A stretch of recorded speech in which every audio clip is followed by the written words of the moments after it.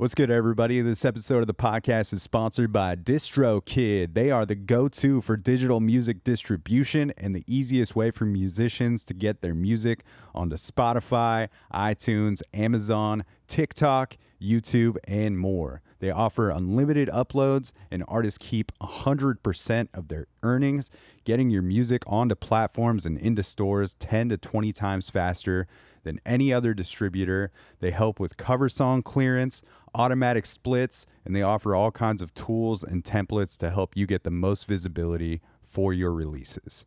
I dig this company and appreciate their business model that offers more features and tools than any other distributor while doing it at the most affordable price for solo artists, bands, DJs, studio artists, and any other creators that are making music or producing music in their home, and they offer label services as well. They've got 3 different tiers that they offer to creators that start as low as $22.99 a year. That's just $1.92 a month. And even their top tier is only $7.50 per month. And the best part about DistroKid sponsoring the podcast is they are offering Dan Cable Presents listeners 30% off their first year of service with DistroKid, making their affordable prices even cheaper for you. I will put that discount link in the episode notes. It will also be in my Instagram bio. Big shout out to DistroKid for sponsoring this podcast for more than 3 years now. Much appreciated. Now let's get into the episode. Look down at the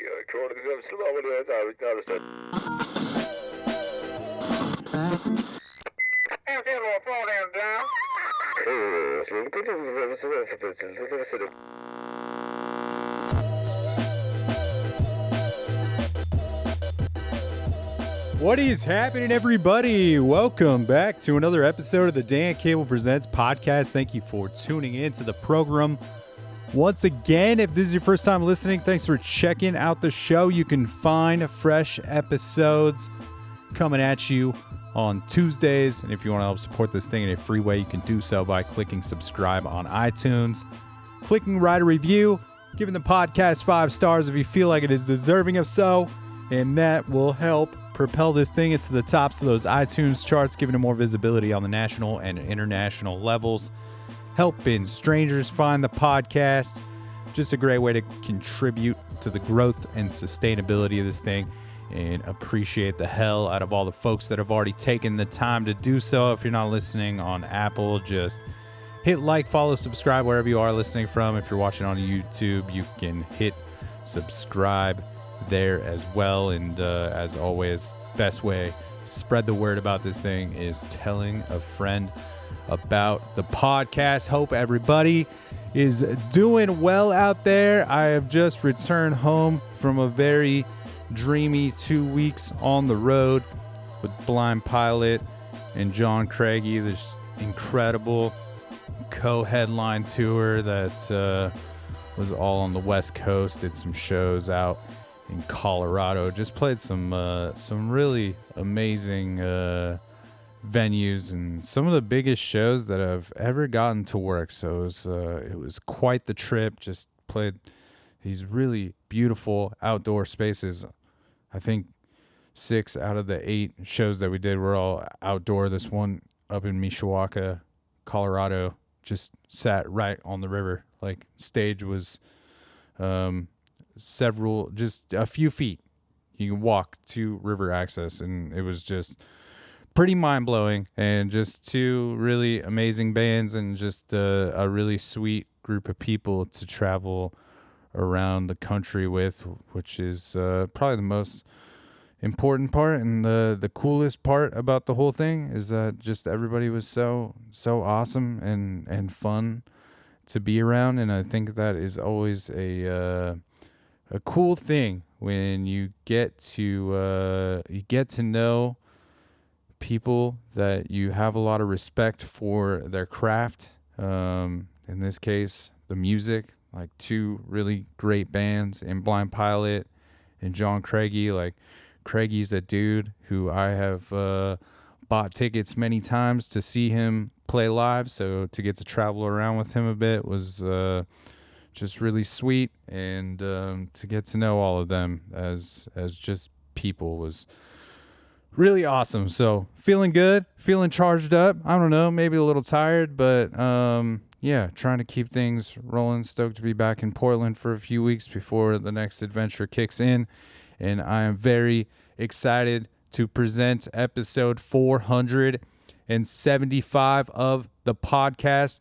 We got Brooke Smith, the owner and operator of Good Measure, which is this really awesome market and deli over in Milwaukie, Oregon, this suburb of Portland, basically just another southeast Portland neighborhood at this point. And she has been over there for about a year and a half. She opened Good Measure in that downtown Milwaukie area, which is really flourishing right now. There's a bunch of new stuff over there. It's a really great place to just go take a walk. You can get some coffee at Good Measure. You can get some breakfast sandwiches or a breakfast burrito, but you can also get one of the best tuna sandwiches in the Portland area. One of my favorite ones. It comes on focaccia bread. We talk about it in this conversation. I had to talk to Brooke about why she chose to put the tuna sandwich on the menu, and I was happy to learn that she is also passionate about tuna sandwiches, and she makes a damn good one over there at Good Measure. So I hope this conversation with Brooke is not only enjoyable, but maybe inspires you to go take a trip over there, see what's happening in the Milwaukie neighborhood. They just also recently opened up this really cool bookstore over there called Bespoke, which is really nice because it's not, as much as I love going to Powell's Books and browsing the large catalog of books that they have in there. Bespoke is a little more manageable, like for your brain. I feel like you could go in there and see every book that is in the store, and you can just see what's going on with the curation on a much smaller scale. So there's a bookstore over there. There's a record store, an antique store. There's a couple different thrift stores over there. And there's Good Measure, which is such a rad place. And I'm happy that it's in the neighborhood because it's pretty close to where I live. So it's a convenient place for me to cruise in and grab some coffee. And I don't know who put me on to Good Measure. I know that there's been a handful of people who've told me about it over the last year and a half, but yeah, just stoked that I ventured in there one day. You can check out my Tuna Boy review of the Good Measure tuna sandwich on my on the Instagram, the Dan Cable Presents one, or the Tuna Boy specific one. You can find it there.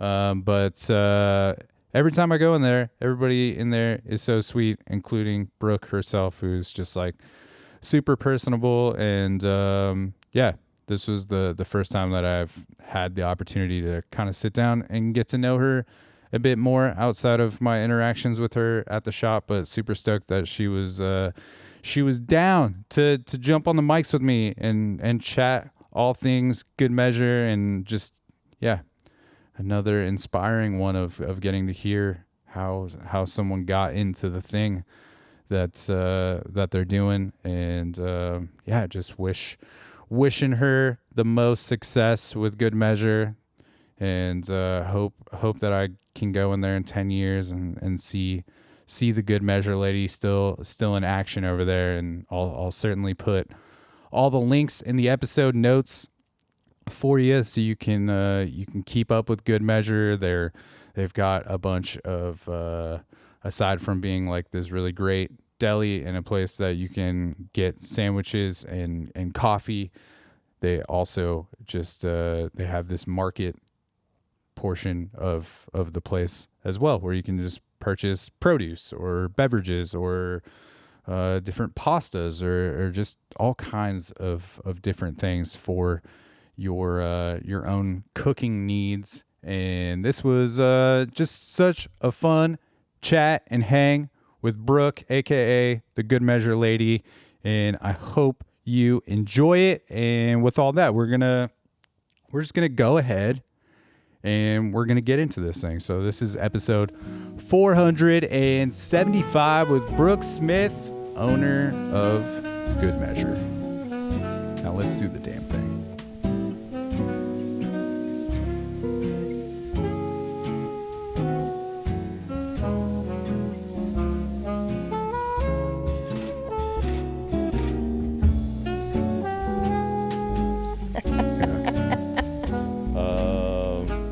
How you feeling, Brooke? Are you ready to fire away? Yeah, I'm ready to. I'm ready to just rip right into it. You feeling good? I think so. You think so? I mean, maybe there's a question I can't answer, and you're just gonna go cut it out. I might. Yeah. I mean, I just want it to be an enjoyable listening experience for everybody, so I'm not gonna just leave you looking like you got nothing to say. You won't hit the cricket button where it's like. Cricket. Maybe I don't usually make these things like a gotcha type thing, but maybe we'll turn the Good Measure episode into like just a real shitty gotcha episode. Crickets, like just whipping noises. Yeah. Yeah. Cool. Yes. Round of applauses. Yeah. Definitely. Okay. Yeah. Yeah, well, now I feel a little bit more relaxed. Feel great now? Mm-hmm. Awesome. Yeah. I'm excited to have you here. Thank you. I'm very excited to be here. Big fan of Good Measure. Thank you. Yeah. Yeah. I don't remember exactly who turned me on to it, but someone was like, yo, I saw that this place has a tuna. You got to go see what's up with this tuna sandwich. And yeah.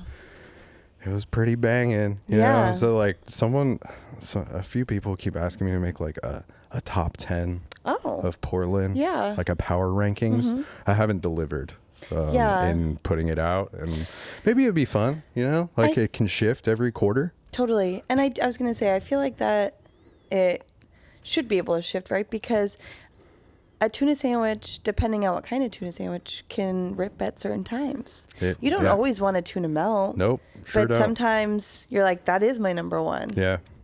So. Well, when I was making the list, Good Measure. All right. On the list, top 10 for sure. Cool. So good. Thank you. Yeah. Crushing. Appreciate it. Yeah. Tell me about what were you doing with your life before you started Good Measure? Well, I had a gajillion jobs. Good Measure actually wasn't like a planned thing. It wasn't something that I was like, this is my dream. I worked in the service industry for a very long time. Kitchens, bartending, busboy.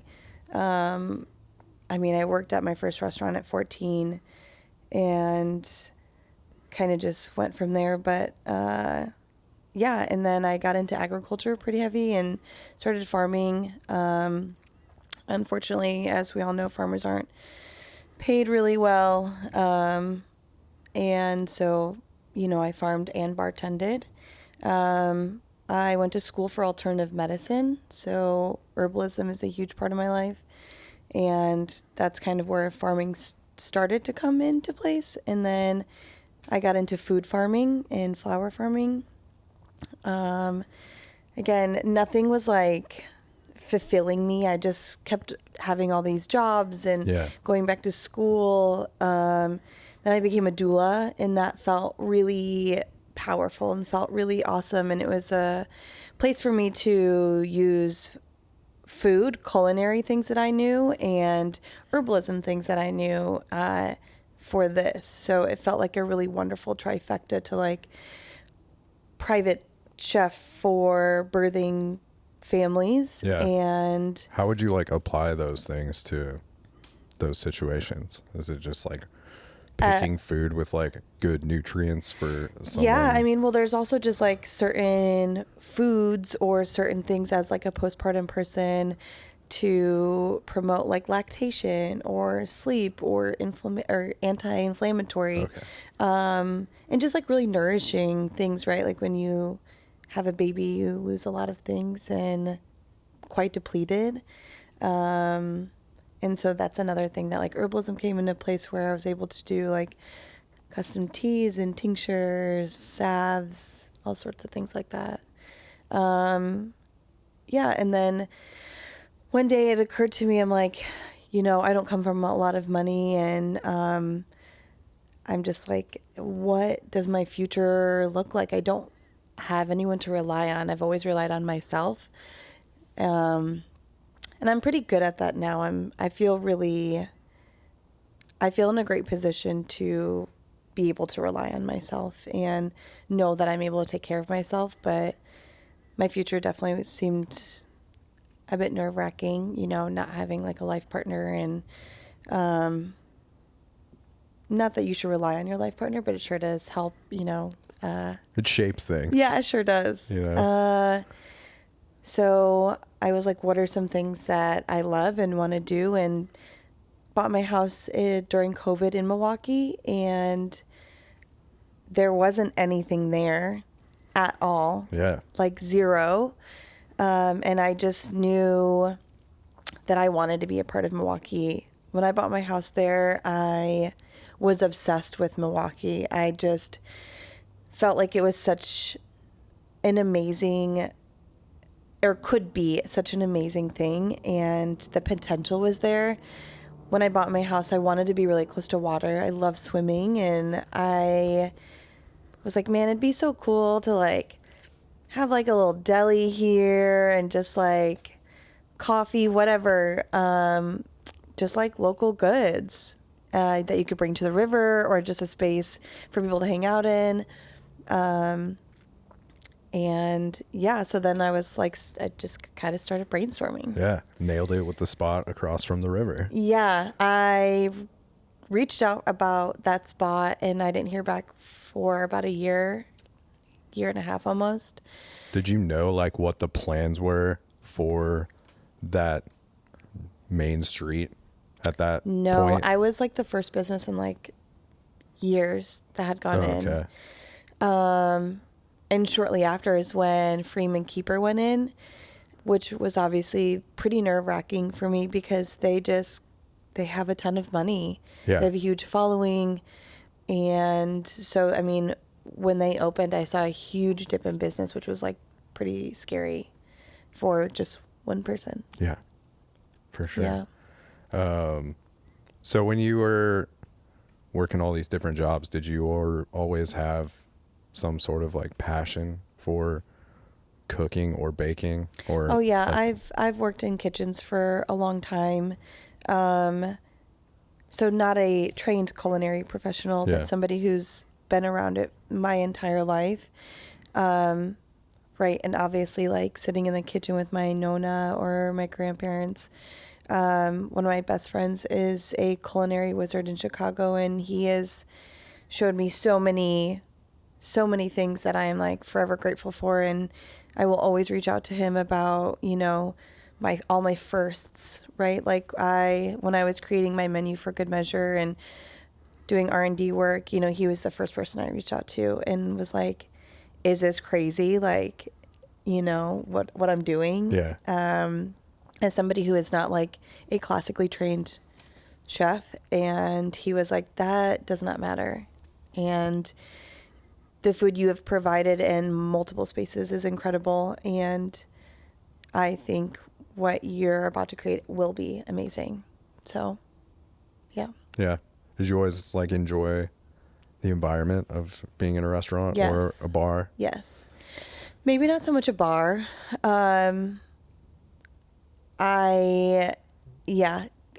Kitchens, yeah, love it. I also really enjoyed my job as a busboy or bus lady.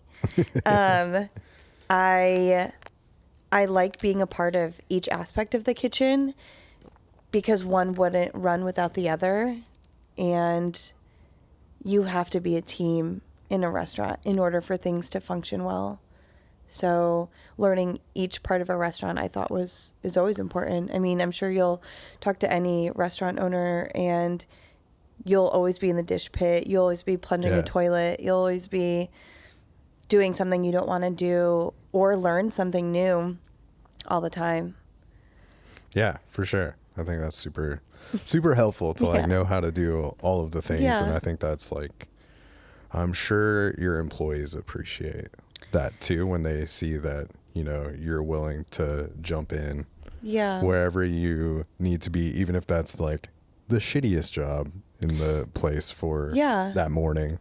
Yeah. I mean, there's a lot of things that maybe I also don't see. And I have hopefully created an environment with my staff where we are comfortable to talk to each other in a very personal level of like, not hierarchy, but being like, hey, I feel like I could use some support in this area. Like, you know, and I'm like, cool, I hear you, I see you, and I'm on it. Yeah.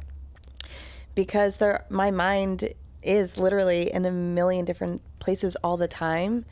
And one of my biggest jokes is I've never had ADHD or ADD until opening Good Measure. And I don't know how to like remedy it, but it is wild. Yeah. Have you found anything that has been like, helpful?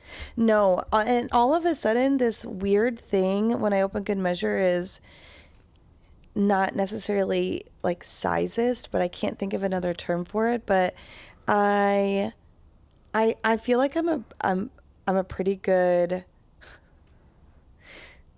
I feel like I can understand length and width measurements, but apparently I don't anymore. And everything that I purchase, I like look at the size and I'm like, that looks about right. And every time it comes, it's miniature. And so like one of the most iconic Good Measure like things that everyone knows about is I wanted a green toilet. Like a 60s green toilet. Haven't been to the bathroom at Good Measure. Oh, I'm sorry. well, we don't have it. I guess I didn't do We just have a lovely Toto. All right, okay. I found this toilet, and on the website, there was a adult person sitting on it, and I was like, this is surely for a grown-up. And I was like, this is the perfect toilet. And I waited 6 months and it arrived, and I was like FaceTiming my mom, and she was like, that box looks so tiny. And I was like, does it? I'm like, I've never bought a toilet, so I guess I don't really know. And so I never opened it. I just waited until the time for the plumber to come. Yeah. And we're unboxing the toilet together, and he was like, this is really tiny. And I was like, it is? And I looked, I was like, oh my God. It's like not even for a child. It's like for an infant. And that's where it all started. Bus tubs I ordered. I wanted these cute orange bus tubs for Good Measure, and they're this big. I was trying to get these corner mirrors so that when people are exiting the kitchen or entering, you know, they can see. Yeah.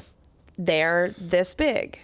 I don't know. That's amazing. I don't know where that came from. Has it gotten better? No. Okay. I just tell my issues. staff now, I'm like, if you guys want something, I need you to just send me a link. Does it ever go the opposite way where something is like huge? Like, Did you know that hot dog was going to be that big? I did. Okay. That's such a rad piece. That's like such a wild story also, but I saw it on Facebook Marketplace. And I was like, I really, really want this hot dog. But it was so expensive. And I was telling the guy, I was like, man, no one's going to pay $3,500 for this freaking hot dog. And he was like, you don't know. And I'm like, all right, fine. And so like for months, I'd check in with him being like lowering the price. Like, yeah. And then one day he just like Jerry Maguire'd me and he was like, show me the money. And I was like a photo? Or so I sent him a photo of like whatever crinkly dollars I had in my wallet, and he said, I'll take it. And I go, sold for $480. Dude, that's so sick. I would pay $480 for that. So a sweet teenager went to Seattle to pick it up for me and dropped it off. That thing is like 6 foot tall. Yeah. It's huge. Yeah, it's a big part of downtown Milwaukie. Yeah. Everyone loves to see that. A lot of photo ops. Yes. The hot big dog. hot dog man. Hell yeah. Yeah. That's amazing. That's such a funny problem to have. Yeah. Just buying stuff that's like too small. Yeah. But my staff always finds something pretty funny to use all of the things for. Yeah. What'd you do with the toilet? Oh my God. My health inspector bought it. That's sick. Not kidding you. Hell yeah. Yeah. That's awesome. Yeah, the tiny mirrors now live by the register, and one day I'll show you, but they're for the girls to fix their hair and put their chapstick on. Whoa. Yeah. And no one could tell. Wonderful. Yeah. So things that are on the menu at Good Measure. Yeah. Were those things that you enjoyed making prior to opening, or was the menu kind of geared towards this particular space that you were opening? I knew exactly what I wanted on the menu. I love sandwiches. Okay. And somebody coming from Chicago, I wanted a good sandwich. I love focaccia. I wanted something that was like nutritious but convenience. Okay. I feel like we're really built on convenience right now. We're all doing a million things all the time. And I think it's important that we can have something that actually does taste good. And you can walk away with it within minutes. So yeah, same with like our breakfast burritos and breakfast sandwiches. Everything had months of R&D, but I knew that I still wanted it to be a more convenient thing. So like we make our breakfast burritos in bulk in the morning, and we heat them up in a very, very patented heating way, and I cannot spill it. Yeah. Your new microwave. That's at my house. I'm just kidding. I mean, we like to call him Chef Mike. So if you ever hear the term Chef Mike, you know what we're talking about. Were there anything that you really wanted on the menu that just like didn't work out? Oh, that's a great question. Or just like didn't work for maybe the convenience that you're talking about? One of the things, well, it was a handful of items, but I really wanted deli salad, things like that in retail for folks to grab. So like kale salad, potato salad, mac salad, all of the good stuff. And then also our tuna salad to go. But when we first opened, folks didn't really know what we were. And so a lot of things went to waste. And so I think at that point I was like, maybe I'll slow down on the retail stuff, focus on the food to get that dialed in. And that maybe next summer, this summer, we would focus on that again and really introduce it. Because now that folks know what we have, who we are, what they can get from us, what to expect, I guess, that I feel comfortable reintroducing those. But those were a big failure at the beginning. What makes a good sandwich in your opinion? Air, crunch, I mean, focaccia bread. Yeah. Dude, it's so good for meaning sandwiches. The air, right? Yeah. Like focaccia has to have air in it. Like it has to have air. Air is such a great component for bread. And so I'm somebody who puts chips inside my sandwiches. Why wouldn't you? Yes. You know? Yes. So crunch is great. Love a crunch. I mean, I don't know. I'm just crunch and air are important. Yeah. I like how light a focaccia bread is for a sandwich too. Like it doesn't feel like it puts you away. Yeah. By the time you're done with the sandwich. Yeah. Totally. Yeah. And it really highlights what's in the sandwich, because the bread is delicious. We use a low gluten AP flour from Small's Family Farm in Walla Walla, and using a low gluten flour like that really does give the airiness and like texture to focaccia. Yeah. But it does a really well of highlighting what's on the inside of the bread. So are you making bread every day? We make bread every morning. Cool. Yeah. Yeah. That's awesome. Yep. We make just about everything in-house. Okay. All of our pastries are made in-house. All of our focaccia, all of our sauces. Yeah, that banging like salsa that comes with the breakfast burrito. Yeah. So good. Yeah, our avocado sauce is delicious. Yeah. I'm very particular about the eggs that are served on our breakfast sandwich. We do more of like a Japanese style, like steamed egg. Okay. So it is like whipped, blended, strained, and steamed, and it's just so silky smooth. There's a lot of intention in the menu because it is a small menu. consistency is really important for me. I want people to always know what to expect and to know that they're going to get the same delicious food every time. Dude. So having a small menu for me is important to execute it that way. Yeah. I'm always curious, like, how people teach consistency. Like, how do you pass that along to the other people that are helping you make this food? I am also learning, or I guess also trying to find more comfort in being in a managerial position of telling folks how I want things done or how I like it seen, plated, served. So that's actually something I'm still working on. I think it's a really challenging thing for me. I don't ever want anyone to be like, she's so bossy or whatever, you know, but at the same time, like, that is the reality of it. Yeah. They need to know somebody's like running the ship too. Yeah. Like, and I don't know, like someone has to be able to provide the direction. Yes. And hopefully they're understanding that you're like trying. All right, we got to wrap it up. Brooke spilled water. Good Measure is really cool, guys. It's in Milwaukie. I'm sure she has a really great rest of her story. And I really like the tuna sandwich there. Thank you. All right. Great. Good job. Sorry about that. No, I'm just giving you a hard time. Yeah, I feel like, you know, I wouldn't want to be somewhere and like not be able to get any help or like, you know, and people should be understanding that, like, if they want to have a sustainable job or like they actually care about your business surviving, you know? Yeah. I feel really lucky that my team is also very understanding of me being a new business owner and trying to delegate tasks in that way. And I always ask for feedback and I always ask what they need from me so that I can provide that for them. Yeah. But I also like to show them how I do it, see how they do it, and then go from there. I also feel really lucky that I have my kitchen manager. She is such an amazing pastry chef. I have learned also so much from her. I do not come from a pastry background. And she's been really, really supportive and helpful in training new people.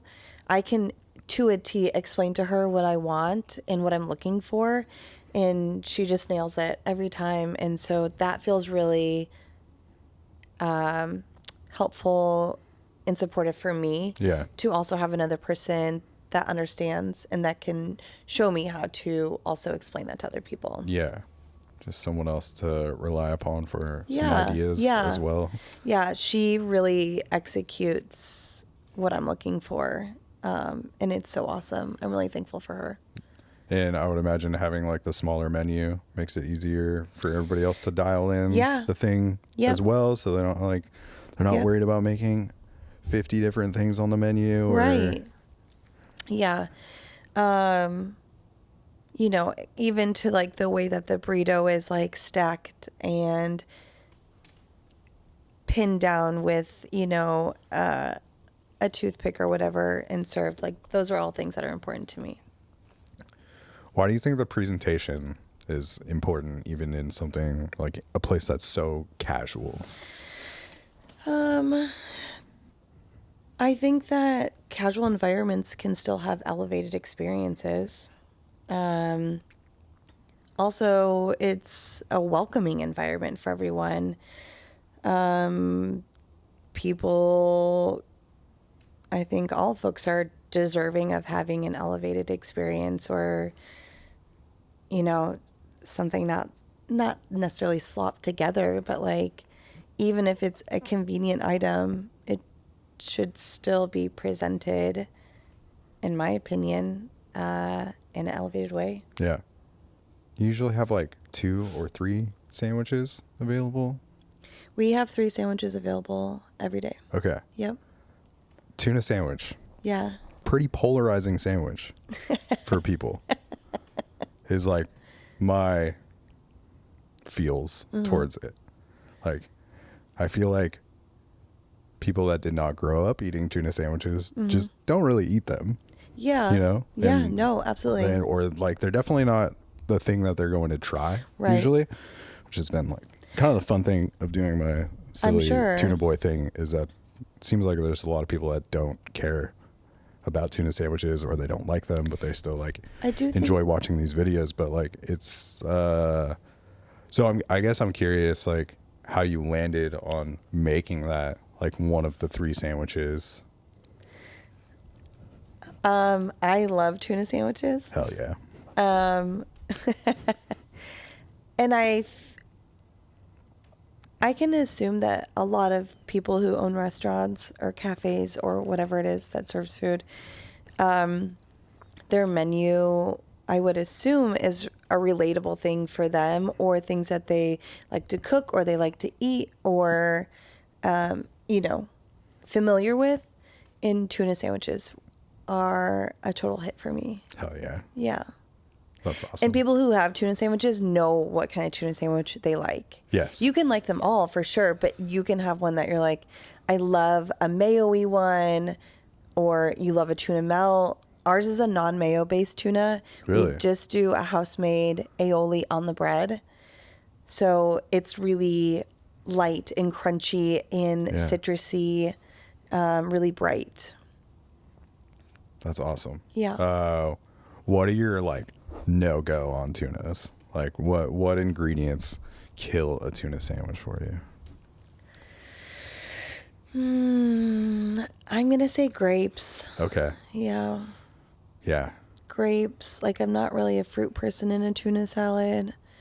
I don't really know what other people put in tuna salads.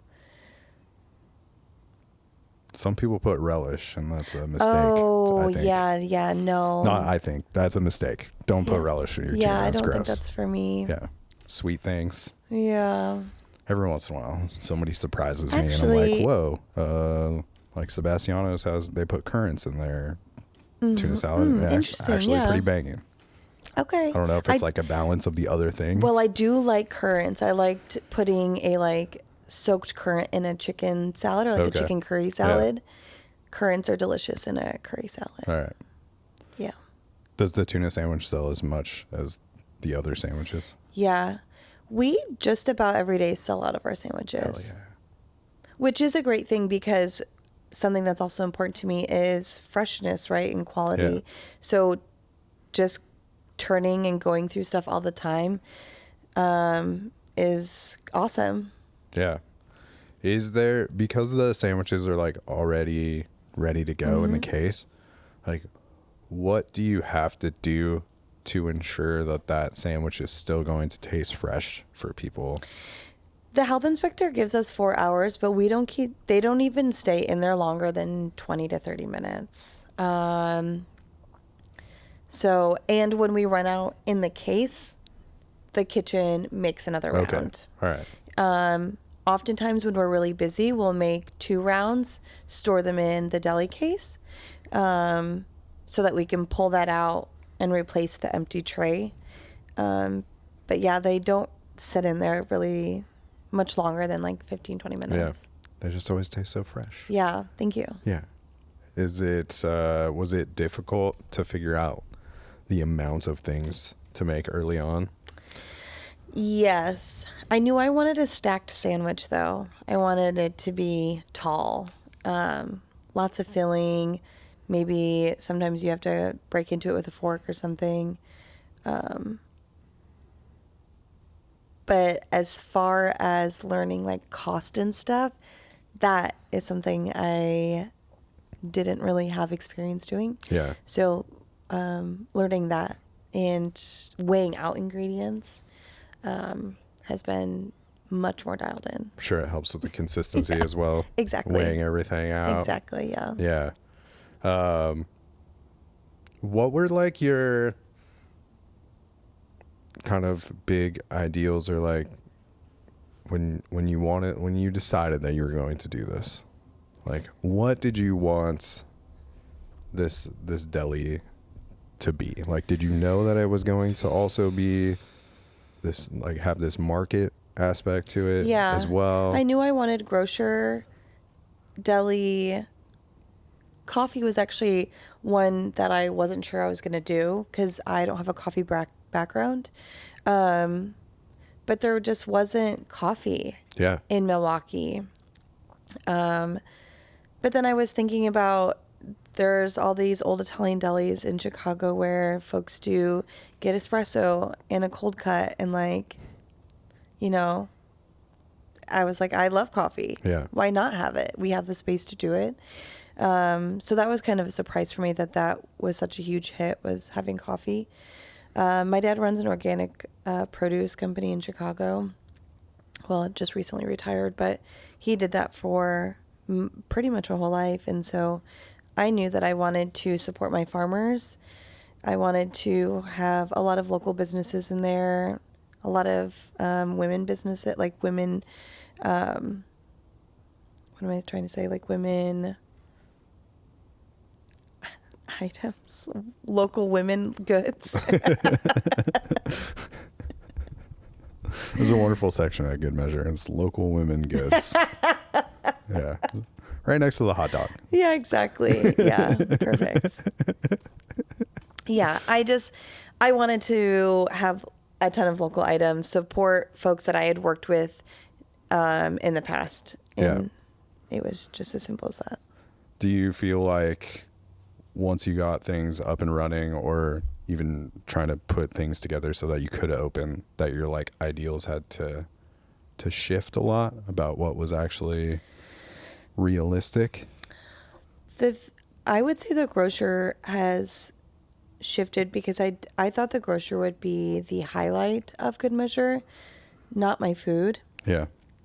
And my food has been the highlight of Good Measure. So that was something I didn't know. I didn't plan for. Our kitchen is very tiny. Good Measure used to be a bike shop. So I designed and built a kitchen and have never done that before. With the intentions of having a grocery that was going to be more popular than the kitchen. Yeah. What have been like the biggest challenges of doing this?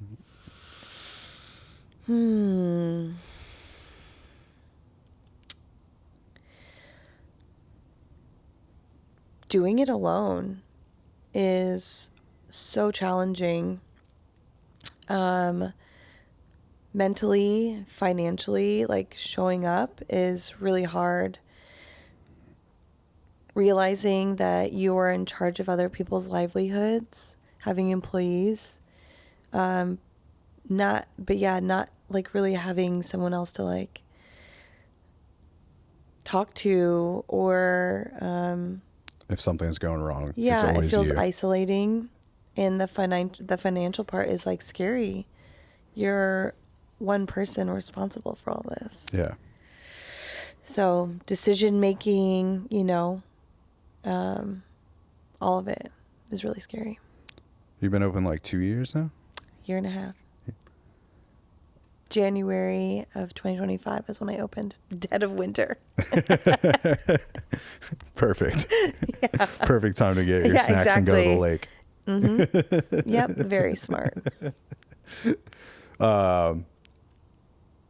How do you feel like maybe you've grown in that year and a half as like becoming someone that is, managing this operation and responsible for it all? And talking to other business owners. Everyone says the first year is really hard, right? And I was like, oh my God, you guys did not tell me this was so awful. My God, I was like spiraling every day, like, I'm going to fail. The business is going under. What made, like, I don't know, what contributed to those types of thoughts? Is it just that the business isn't there from the jump and just like wondering how many more days you can kind of survive in the beginning? So much money comes in and quickly leaves. And I've never seen money like that in my life, where it just comes in and then exits. Like you think you're crushing it, and then all of a sudden you're like, oh, the payroll, or it's like payroll, your produce, your provisions, something breaks all the time. Yes. I have gone through so many fridges, fridge repairs, leaks, floods, power outages where I lost all this food and had to throw it away. I mean, you just don't know how to account for any of that. Yeah. Have you found ways that help you like handle those situations like mentally? I mean, I've met a community, right, of people. So now I've like established this connection with the plumber or the fridge repair person who's like, hey, I'm willing to like help you in this way. You can go on a payment plan for me. You know, like last year, everyone is really supportive and everyone really wants to see you succeed. And so that's been the most helpful, is just building connections with people that like want to not see you fail. Yeah. When you're in the space and things are going wrong, are you good at like maintaining the composure and like not letting your employees know or like the patrons of the spot? Yeah, I'm for the most part pretty good about it. I am almost always the type of person, if something's wrong, I'm like, not, whoa, what do we do? It's like, how can we fix this? Yeah. What's the next step? You know, we've had 2 fires. Jesus. Yeah. Yeah. Crazy. Dang. Focaccia oil just bubbling over into our new oven and started a fire. That's insane. Yeah. I won't name who. You're still here. Yeah. You're still surviving. Good measure lives on. Yeah. So I've gained this relationship with this really lovely woman across the street. Her name is Siona. She owns a like contractor company across the street from me. I texted her and I was like, do you have a contractor fan? We have a fire. She's like, I'm on my way. So she was able to push all the smoke out. I mean, just everyone is so helpful. Yeah. And there's nothing I can do. So keeping my composure is all I can do. Yeah. I know this was not your plan to like open this place. Yeah.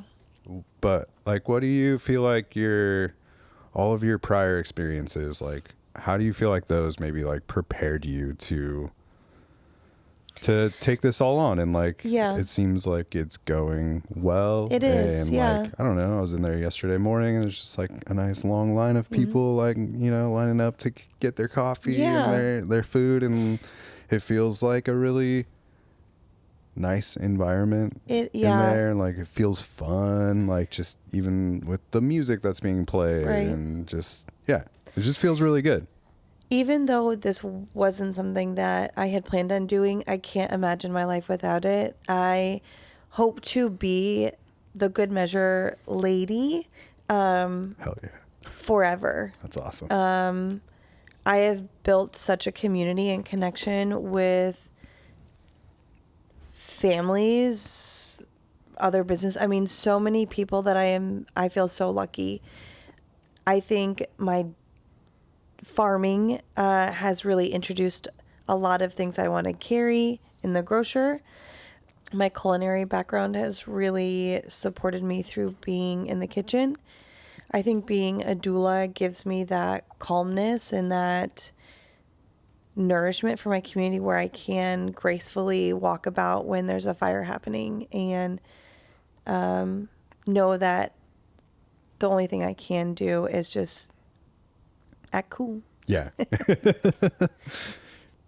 You chose to be in this space in Milwaukee. Did you live in Portland for a really long time before that?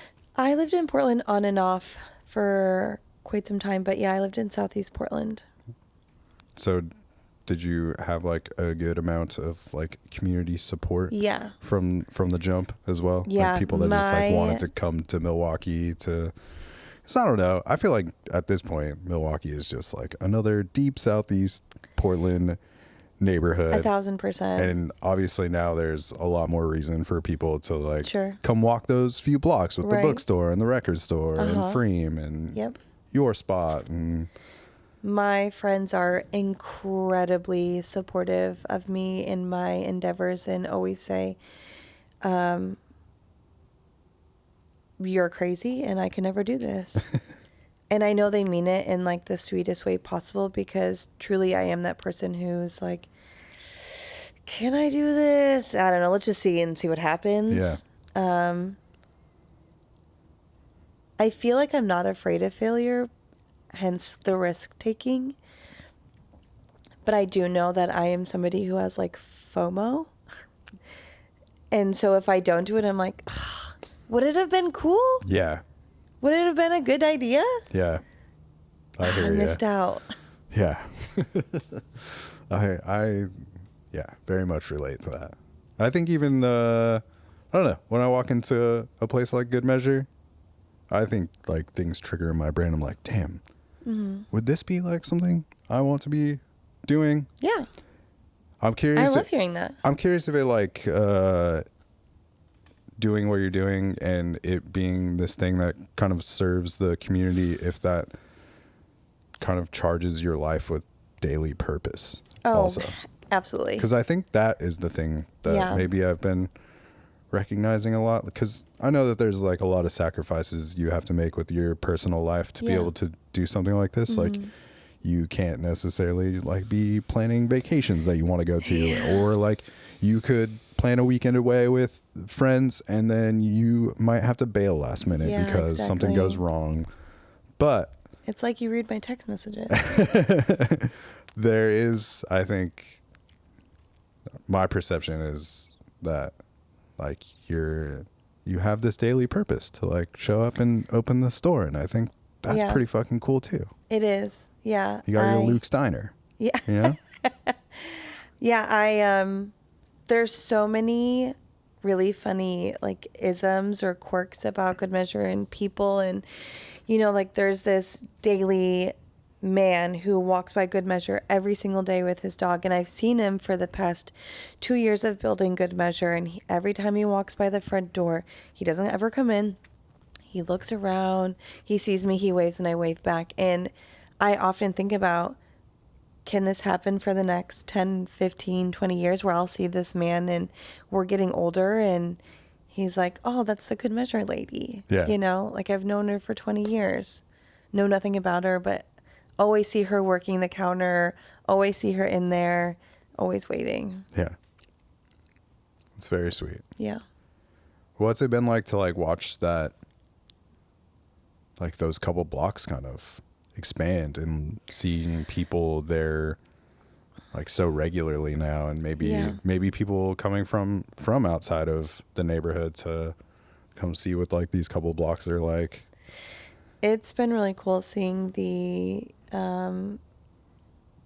light being shown on Milwaukie and it expanding and growing. I'm very excited for the community that we're building there. I am so lucky that I have a few friends that are taking spaces to the left of me. Oh, cool. I don't think I can say yet. I don't know. But we'll put that on the Patreon. It'll be on the Patreon episode if you want to find out what's going in next to Good Measure. Yeah, tune in. and subscribe. Yeah. I'll split the money with you. It's your inside information, so it feels only right.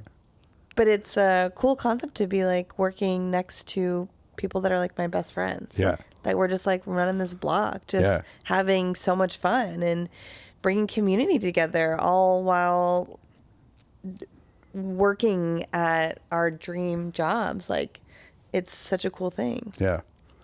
Also, it's so cool that you took a chance on that area when nothing was really there. Like, I don't know. That was so scary. I remember cruising through there every once in a while, and there was maybe that barber shop or like a tattoo shop or something. Yeah. And like, there's a few things over there. Right.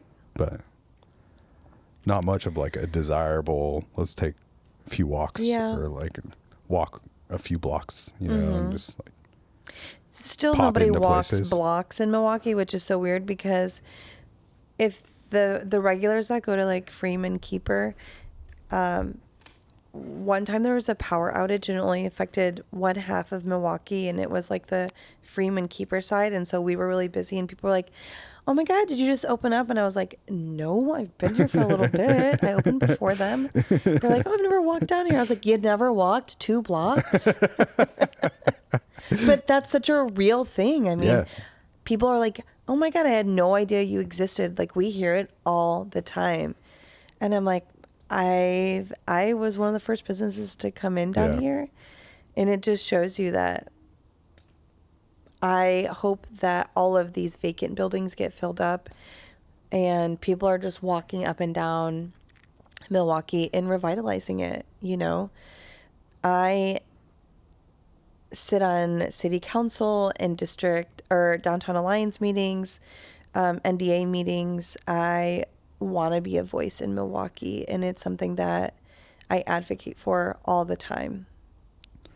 Did maybe the anxiety you had about like Freeman Keeper opening, did that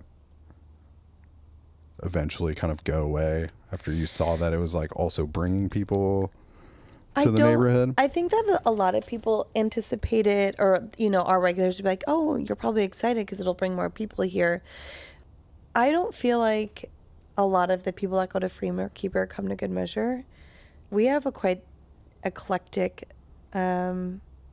group of regulars, and I think we're a safe space for like single moms, queer people, people of color. Like, we just feel like a much more welcoming and safe space. Not that they're not, but they just they have a different feel when you walk in there, where when you walk in at Good Measure, when you're here, you're family, you know. Damn, just on your Olive Garden shit. That's awesome. Hell yeah. How do you feel like you like cultivate something like that? I don't know. I don't think that there is like rules for that. I think it's just who you are. Yeah. I think how you look at people, how you treat people. I don't think that there's a way to cultivate that. I think it just naturally happens. Does it feel pretty creative to you, what you're doing? Yeah. Yeah. I think so. Yeah. I feel like I'm stimulated and, you know, in a creative way often. Where's your favorite, like if you're in Good Measure, what is your favorite thing to be doing? Burrito station. Just making burritos? Making burritos, serving burritos. I mean, I love burritos. I love burritos. I love rolling them and like tightening them, like tucking it in. Burritos. Yeah. Yeah. Were there places that you walked into before opening Good Measure that like made you, that inspired like what it feels like inside, or like when you would walk into certain places, would you be like, oh man, I think I want to have one of these? Like, this place is cool. I think a big inspiration for me was this place, Cookbook in LA. You would just walk in. They had a huge cooler of all this like fun stuff they made, pestos, dips, spreads. They had a big deli, big Hobart slicer out, just like slicing meat and cheese, and like you can get a nice loaf of bread, a bottle of wine, fresh veggies, flowers, and I just love that environment so much. I like eating for the day. I don't grocery shop for the week. I'm like, I want this today, you know, I want to smell this, taste this. That's what I want. Yeah. But I like the deli environment. I like deli. I love grocery shopping. I'll go to 3 or 4 different grocery stores when I go grocery shopping. You know, one for snacks, one for meat, one for like produce, you know. That's the way I shop. I love it. Yeah.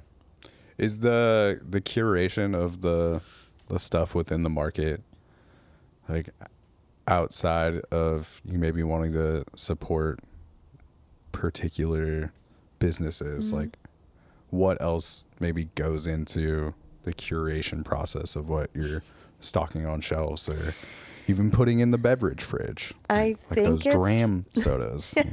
I fucking love those things too. I think it's a lot of just what I like. Yeah.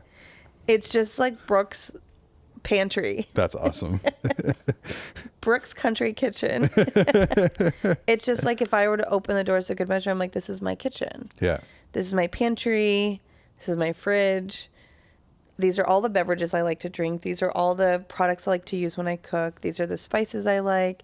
These are my quick go-to meals, condiments that I like to use. So to me, it's like Good Measure is just my kitchen. Do you ever have to compromise on those things, or is there like, are there things that you've invested in where you're just like, oh, nobody cares about this, and they're just like, can't keep putting this on the shelf? There's been a few overly niche items that Milwaukie is just maybe not ready for. Even a lot of produce that is just beautiful and banging seasonally, and sometimes Milwaukee's like, what is that? Yeah. I'm like, dang, you don't know? Like, let's do a cooking tutorial really quick. So something that bums me out sometimes where I'm like, oh, this isn't selling, so how do we reuse it? Because another thing about Good Measure is we try to have as little waste as possible. So if there's bruised fruit or produce or something, we try and reuse it for soups or soup stocks. We use like bruised fruit for making our chia seed compote for our parfaits. So we try to have as minimal waste as possible. Who were or who are like some of the people that are like either big inspirations for you to like keep going, or just people that have like really maybe helped you get through the difficult times of this when your brain is freaking out? Yeah. Who's the rock? Oh my gosh, my rock. I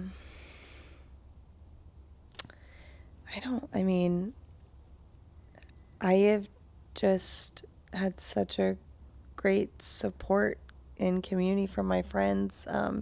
They've been my total rock for sure. A huge inspiration for me was my friend Mel. She owns Bar Carlo in Foster Powell. Okay. She's owned it for 15, 60 years.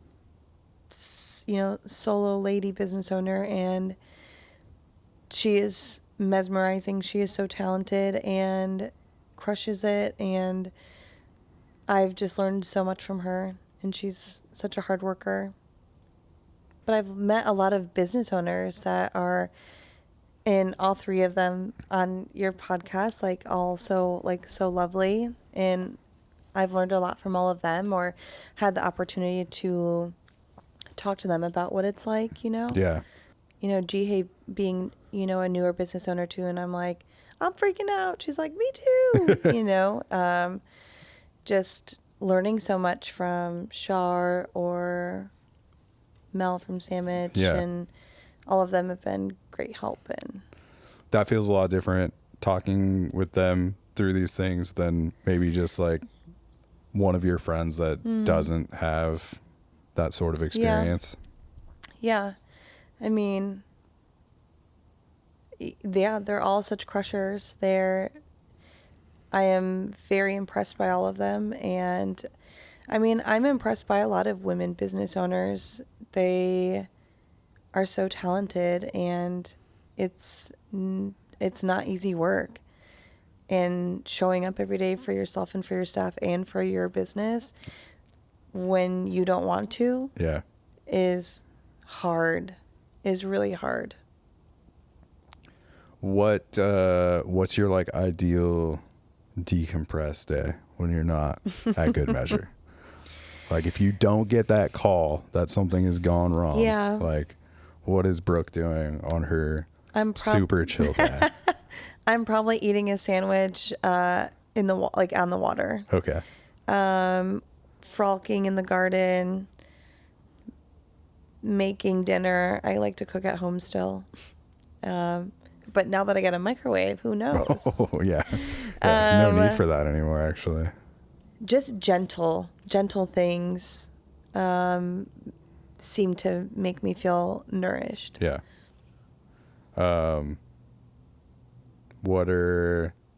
If you're not cooking for yourself at home, what are your local go-to spots? Ooh.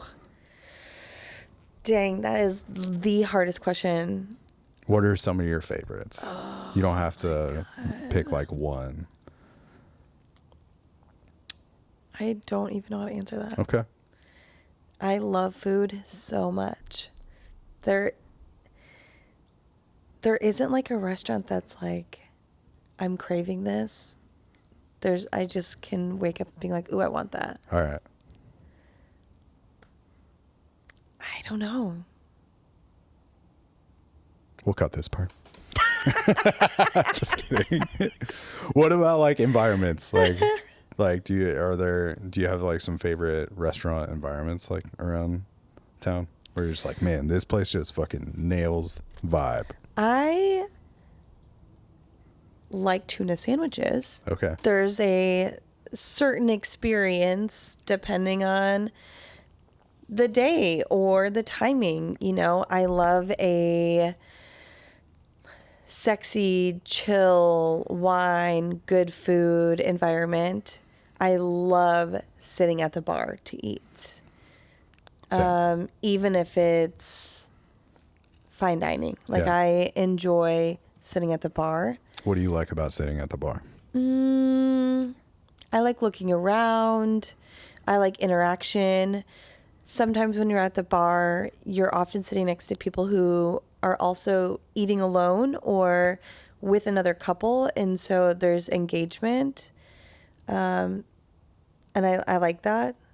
I like a quick deli experience. I think there's a time and place for each environment. Now that you've been living in Milwaukie for a while, is there a sleeper spot out there that you're like, oh, this is my...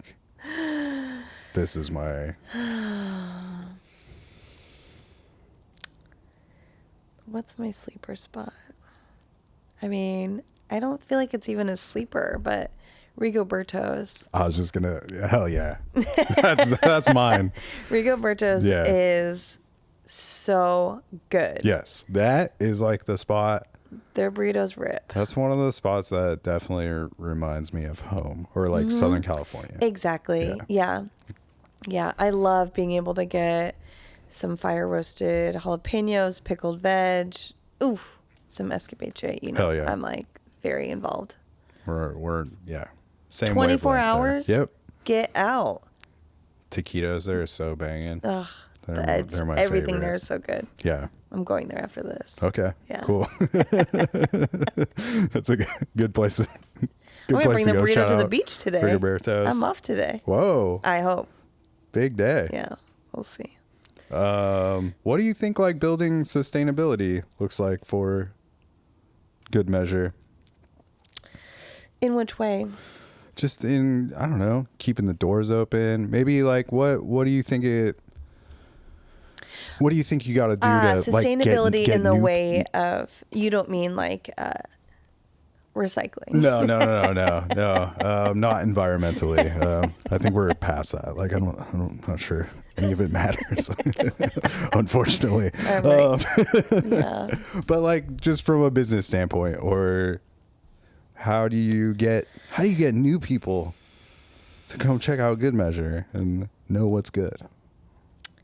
It's an interesting question to ask because we're in a time where your business card is Instagram. Influencers drive business. Yeah. And that's kind of it. So you just need more people to come review your tuna sandwich. It's just like crazy. I mean, you can't really control what happens anymore. Like it's not like putting an ad out. I mean, when we're talking about creativeness and taking risks, I am somebody who, a big jokester, you know, laughing is a huge part of my life. And I'm like, I was like, man, I saw that getting a billboard is like not that expensive. So I'm going to get a billboard. Sick. Yeah. What's gonna be on the billboard? I don't know yet. but I'm going to get a billboard because I was like, that seems like a great way to get some new people in. Yeah. And then something that I've been playing around with for quite some time is my photographer. He's amazing, so talented. But I've been telling him for months now, I'm like, I need to do a commercial. But the vision I have is like a 70s game show type of commercial. Because we get a lot of funny questions, right? Like, do you guys have ice? And I was like, yeah, we do. Do you have ice? We do. Hell yeah. We got ice. All You know, right. I mean, I'm like, it's a weird question to ask when you serve iced tea or cold brew. And Yeah. I guess that makes sense. I just Does didn't think about you like having bagged ice though. oh, not bagged ice. Okay. For beverages, like when you order a Oh. beverage, you know. Okay, I understand. Never mind. yeah. I thought you were out. I just thought you had maybe a special freezer where you're out there slinging bags of ice. Like, oh yeah, I'll have a 3-pound bag of ice and the Right. coffee. Well, you never know. You don't need another freezer to No, fix regularly. I don't. Yeah. Yeah. But answering questions like this, like, we have Brooke on today, and her question is, do you guys have ice? Yeah. Well, Rachel, we do. Crazy. Into it. But, that is my idea of like how to get people in, right? Is just having fun entertainment. I guess I can post drinks and pastry and food specials all day. And but at the end of the day, we're in a really influencer-esque era. It's kind of the fun, goofy shit that wins. Yeah. It seems like. I mean, after you came in, we had people come in being like, oh, we saw Tuna Boy's review and we want the awesome. tuna sandwich. But do you know what I mean? Like, that is what's happening. That's cool. So it's cool that is a thing, but also you can't control it, and you surely can't control the review. Yeah. It's kind of I don't know. It's the double-edged sword thing where I do think like a lot of that stuff is like really fun. Yeah. But it's just like being like a band at this point. It's just like you don't get to just make the music. Like you have to make really fucking cool, fun videos to like get people to see it so that they want to come to your show. Yeah. And it could have nothing to do with the music. It could just be a very funny, engaging video, and that's like what gets somebody to go to the thing. So it's like cool that you get to like maybe explore the creative side of that. Yeah. But also it's just like, damn, can't the food just be like our awesome food? Right. It's not like enough? I'm like not going to take an ad out in the paper and it's like, oh, good measure. Yeah. And they're like, oh, we better go. So like, I'm like, okay, I guess I'll do a commercial and get a billboard. Yeah, dude. You're just in the TV guide. Yeah. It's like, cool. We're in the TV guide. You didn't find us that way? Yeah. Oh, interesting. Yeah. So you didn't come here because you saw me in the TV guide. We just got to get like a cool indie theater now in Milwaukie. Yeah. And then you could like do the ads there like they do at the Laurelhurst or the Hollywood theater, Very cool. Yeah. Maybe that's your new adventure. Opening an indie movie theater? Yeah. The Tuna Boy Theater? Yeah. Hell yeah. Ooh, yeah. I don't know. I think I'll get in trouble for pursuing another dream. I can relate to that. Yeah. We got other things on the list. Oh, you do? Oh, yeah. Oh, okay. Yeah. Yeah. Tuna Boy pop-up has to happen. Oh, yeah. It surely does. Yeah. So. Cool. Yeah. It feels like you have a big space though. Like you're kind of like having some community events too though. Or like, I know you have my friend Eric and his whole family there DJing and shit, Okay. Sorry, but Eric is my friend. Okay. Cool. Our friend Eric. Shout out Eric Boderick. And the whole fam, Griff. And Griff. Yeah. And Aaron and Leanne. Yeah. The whole squad. Super sweet, just incredibly talented family, Yeah. I have the whole family spin vinyl, first Fridays, and we shook oysters, we drink beer, have nice wine, and it is such an amazing thing. It is like what brings me joy is seeing Griffey spin. All of us are dancing. There's so many people in the community that come in. I love it. Yeah. Does it feel like a very different environment than maybe just the normal day-to-day there when you get to do Absolutely. things like that? Yeah. Yeah. I love having events. I like when folks are like, oh, there's something going on in Milwaukee that seems cool to go to. Yeah. And that it's not also just for adults. You know, I live in Milwaukee's technically considered a suburb. So the Waldorf schools across the street, a lot of like parents come into Good Measure. I want all people to have a good time there. Yeah. It seems like people are having a good time there. Yeah, I know. Even at breakfast time, you know? I had a good time there yesterday. Amazing. Just sitting, hanging. Yeah. Having your first breakfast burrito. Having my first breakfast burrito ever. I know. As Tuna Boy. Yeah. Whew. That was rude of you to just, I IG handle for a name. I didn't even write that down. Yeah. They all know you. No undercover research being able to be done in there, you know? I was in there writing notes down. Oh, brother. How do you curate these things in here? Oh, my goodness. Yeah. Good merch. The bags are cool. Oh, yeah. Our merch is so fun. I feel like that's a big part of like having a place now too. Like all these restaurants have like awesome merch. And if you don't, then I don't know what you're doing. My graphic designer, who happens to be wildly one of my best friends from back home, and they also live in Milwaukee. Back home being Chicago? What? Like back Chicago, home being yep. Chicago? Okay. Him and his wife live, not that far from me, and he is just such a crusher, and I can tell him exactly what I'm looking for, and he just nails it. Yeah. It's so awesome. How do you feel about what we talked about here today? I feel great. I felt cool. You feel gotcha'd? Collected. Like we got enough information to cancel Good Measure? Yeah. I mean, this is only the second podcast I've done, and I feel like it's important for me to talk about Good Measure because I'm not somebody who's like, yeah, I own a business, I do this, and like Good Measure, da da da da. So I think it's helpful for me to realize this big project I have done and that it's succeeding and that people want to come there and people want to eat my food and people like hanging out in there.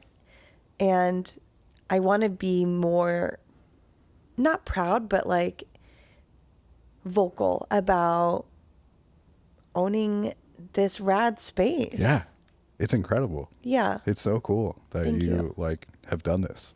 Thanks. And I always, I feel like I only hear people talking about it in very positive ways. Cool.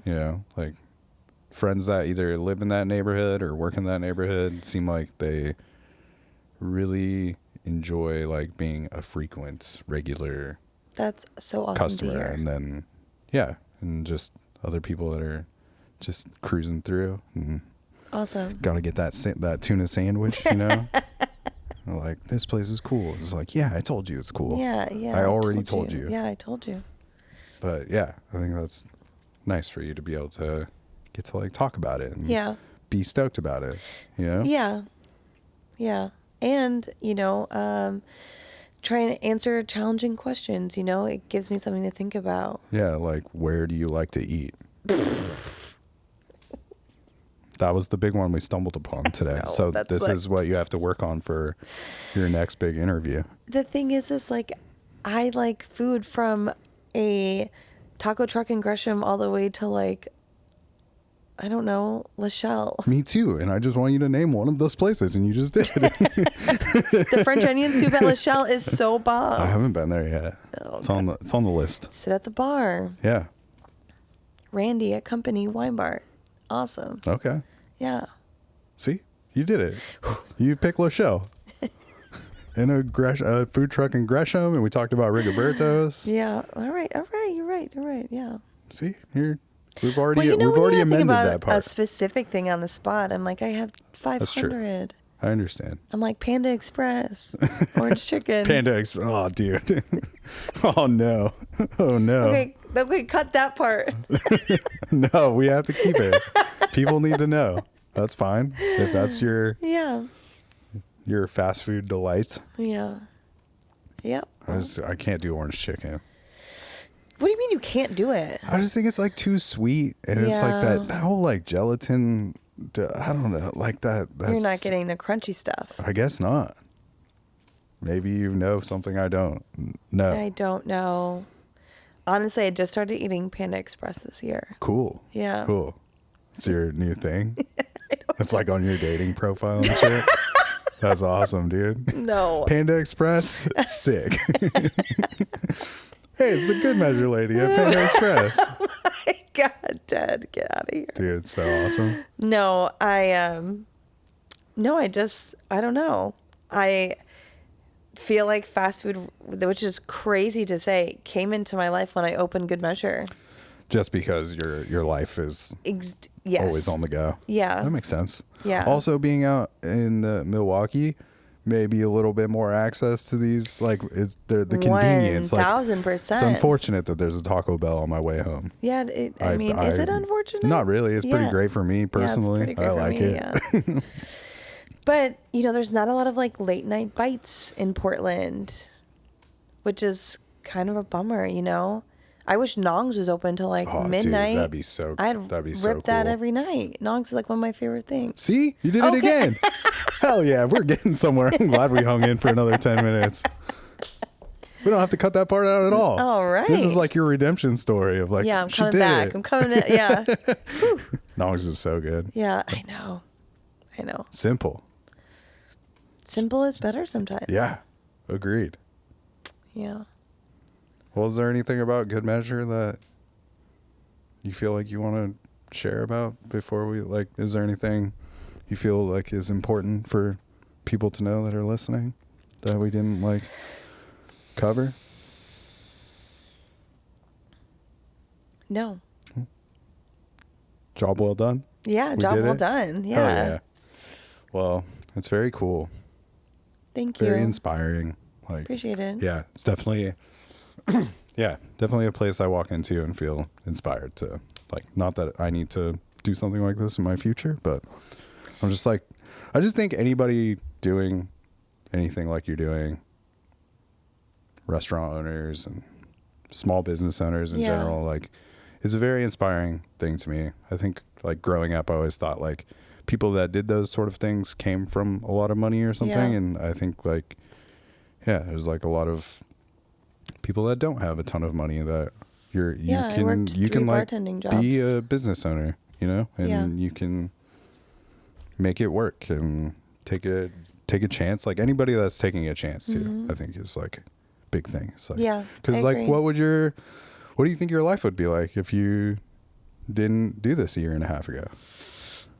I mean, I'd probably still be doula, farming, bartending. I mean, I don't know. Yeah. I just couldn't see a career path for me. And then when this opened, I was like, this is all I ever want to do. It's very cool. Yeah. Well, I'm glad you did it because, thanks. Again, one of my favorite tuna sandwiches in town. Thank you. Yeah.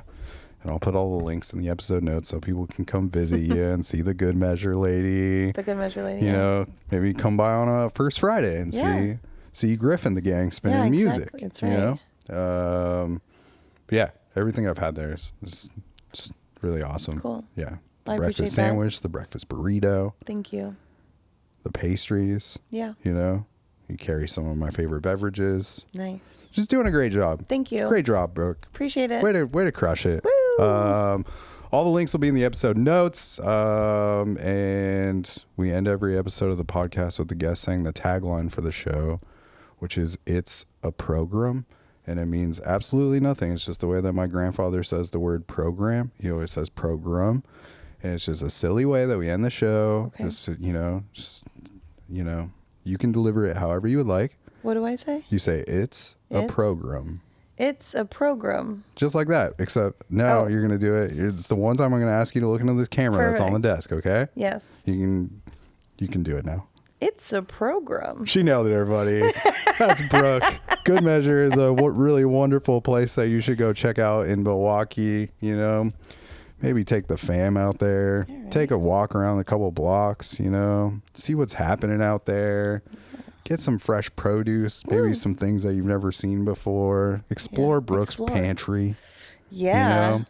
See the small and regular size bus tubs and mirrors, you know? Yeah, if you hear this episode, you can surely ask. Hell yeah. That's it. We did it. Thank you. That's the Jelly Jams, and we will catch you on the flip side, Portland, or wherever you are listening from. Thank you. Boom. Amazing. Great job. Thank you. Awesome. Such a good job.